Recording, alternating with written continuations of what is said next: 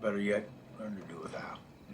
Guys, this right feels like a bit of a soapbox rant, but I want to kind of discuss really quick the possibility of a national divorce. Now, I want to talk about this first before I do some reactions to John Mark or maybe even Forward Observer's Civil War takes and kind of bring you my own. But every day we keep hearing the chant from Tim Pool, Civil War, Civil War, Civil War, and of course we've heard the chant of national divorce. Now guys, in this video here, I'm going to be talking about why it is I think a national divorce is quite frankly damn near impossible. Now guys, like I said before, there will be more videos out on this topic going forward. And of course, I put these videos now on Gear Issue 33 because it's a much more military prepping related channel. Of course, the Second Amendment comes up from time to time. Now guys, this is going to feel like a little bit of a soapbox rant, but I think it needs to be discussed because we keep hearing about it. National divorce, national divorce, national divorce. And there's going to be some links in the comment section of this video here and the description box to kind of discuss the issues with the state. So right now, excuse me, we got people out here who are screaming that the states need to actually separate. One of those people is Marjorie Taylor Greene. Now, you guys would think because I'm a conservative that I would side with her on this issue, but I don't think she's talking in reality. First and foremost, one of the main things that people bring up when they have a conversation about national divorce is that who would get the military, who would get this, who would get that, right? That's what I'm saying. This is completely impossible. Now, one thing that blue states and blue state simps like to do is they like to say things like, well, the blue states pay more money in taxes. We supply the red states. Okay. Red states, by the way, now before you go on and you say that you supply the red states, let me go ahead and remind you that the red states are primarily where the vast majority of your military bases are.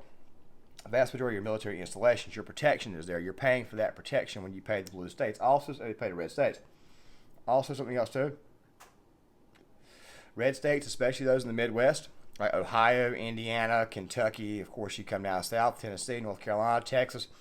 Most of those states would provide the vast majority of the agriculture. They also provide the vast majority of your food. So if you cut red states out of the equation, blue states would not survive. So then the question is that, well, you guys get to keep the food, you guys get to keep the military bases. It's not like Wi-Fi, internet, or business is something that, quite frankly, people in red states are going to be without. So we got to discuss purple states, who people think naturally they go to blue states. I disagree with this completely. As you guys saw on the map, and I'll go ahead and bring the map up once again, most of the congressional districts and most of the areas of the country are actually quite red. You see, I don't think you would ever have a national divorce. I think that what would happen is that Republicans, because the Democratic Party's gone so woke, would take more and more rural and small town districts and possibly some suburban districts over 2024 and 2026. Now, by the way, guys, the person who would initiate this would not be Republicans. We did not initiate this when Obama was in office. We thought about it. I think it was the state of Texas has a secession movement on, but it ultimately didn't go anywhere.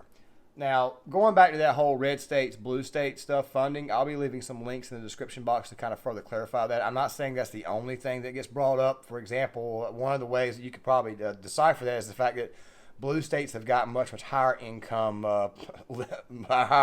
residents who pay more in taxes anyways. They like to lie to you and tell you that people with high incomes don't pay high amounts of taxes. Yes, they do. The percentage is actually much higher than those who are middle income and lower income earners, and they actually pay a lot more money in general. So when I hear this notion, I think to myself, the national divorce is just very, very dumb. Now, what I could see is I could see the country itself axing the cities and city districts away. I could see that there in the future. I'm looking down at my computer as I'm talking about this, because from now on we're doing most of our videos from back here rather than in front of the actual. Let's just say in front of the light, which by the way is right over here. I'm trying to experiment with something. It's been cut off right now. I've got the actual house light on right here in the living room. Now the thing is this right here, guys. If a national divorce were to actually occur, the question is that, like I said, who would get this, who would get that there? I think that the blue states, if they wanted an actual divorce, they would find themselves basically being the, let's just say, it would be the party that's paying the most amount of money.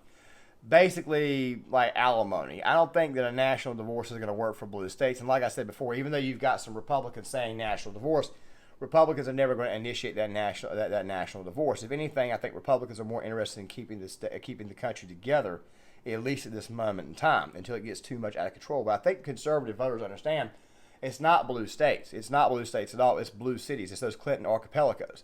Now, people may give me hell on this channel for going after a state like, say, New York. I'm not going after New York. I'm going after New York City. And I know there's a lot of people who live in New York City that, quite frankly, are good people. I mean, I know there's people in New Jersey who are very, very good people. I know there's people in Vermont that are very, very good people. There are people in Maine who are very, very good people. However, when you take cities like L.A., you take cities like New York, you take cities like San Francisco that are very, very big blue bastions, which, by the way, account for the vast majority of actual vote itself in these states, it becomes a bit of a problem. And that right there is what people got an issue with.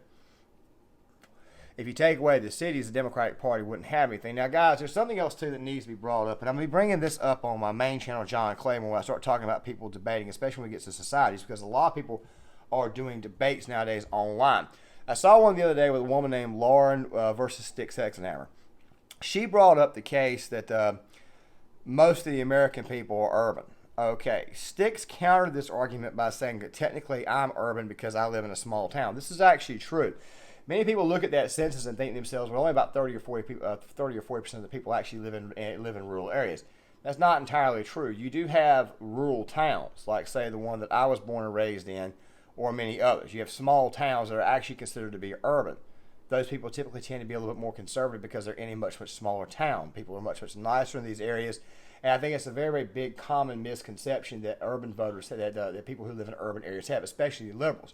We will be doing more videos on that right there, but that right there will be on my social commentary channel. Now, guys, before I end this video, this is going to be a bit of a running series about national divorce, civil war, military situations, which, by the way, I'm getting right back behind the computer to do.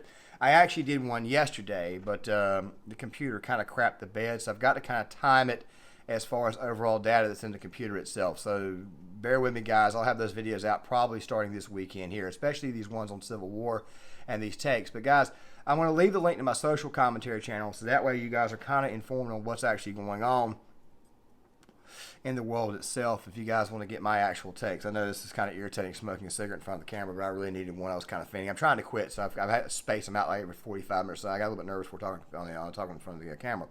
Now, guys, with that out of the way, make sure you guys hit that like button. Make sure you guys subscribe. Make sure you guys share this video. Also, sign off in the comment section. Make sure you guys definitely share the video. Also, turn on your notifications, and I will see you guys later. That seed salesman sure saw us coming. No, saw you coming. Corn, corn, corn. Nothing but corn.